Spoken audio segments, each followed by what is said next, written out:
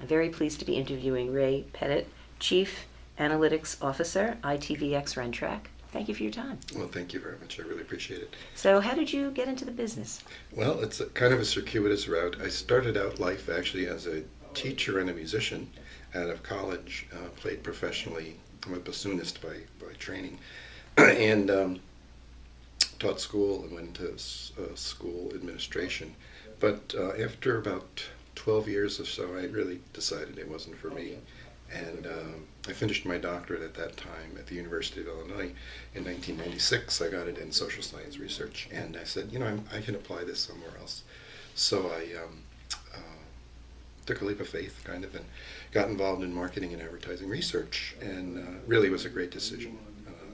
Did a number of years of consulting for companies. Was able to write 2 books, one of them for the ARF on advertising research, measurement and effectiveness, and most recently, actually I worked at Market Share Partners, which is a modeling firm, very well-known modeling firm. And then for 2 years I worked at the Advertising Research Foundation as a Senior VP of Research and Standards.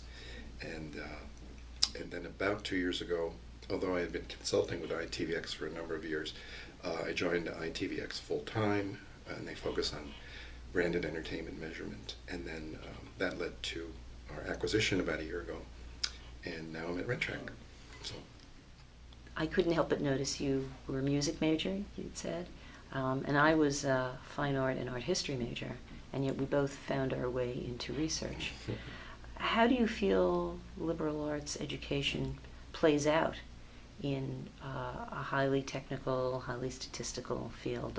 There are some studies who say this is the perfect background.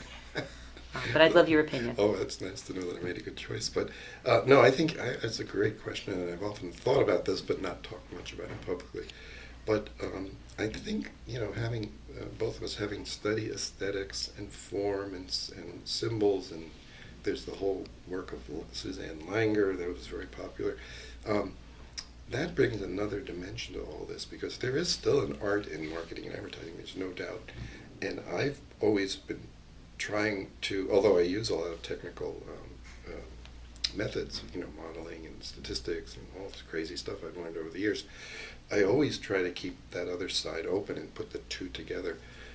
That's why this whole branded content thing really resonated with me. Even over the last 8 years, that's kept my interest, although I didn't work full time. I was always contributing in some fashion, usually on the research side. And that whole aesthetic side, the psychology of aesthetics, the physiological aspects of aesthetics, I think is really important. I mean, it's what advertising is all about. And it would be interesting, and maybe that's what we're doing in our little way, is bringing the creative and the scientific together in one framework, and I think that's how I tend to think. So I think it's great. I think we did a good choice. Me too. Ray, what would you tell a student in college today about majors and choosing careers? What would your advice be? Well, interestingly, and again, we didn't set this up, but I actually do that for the University of Illinois. I'm back every year to talk to the fine arts students, liberal arts students, if you will. And I basically tell my story, which is how I went from one area and degree to another. One might think quite different, but actually I found the skills relatable, transferable to that new career.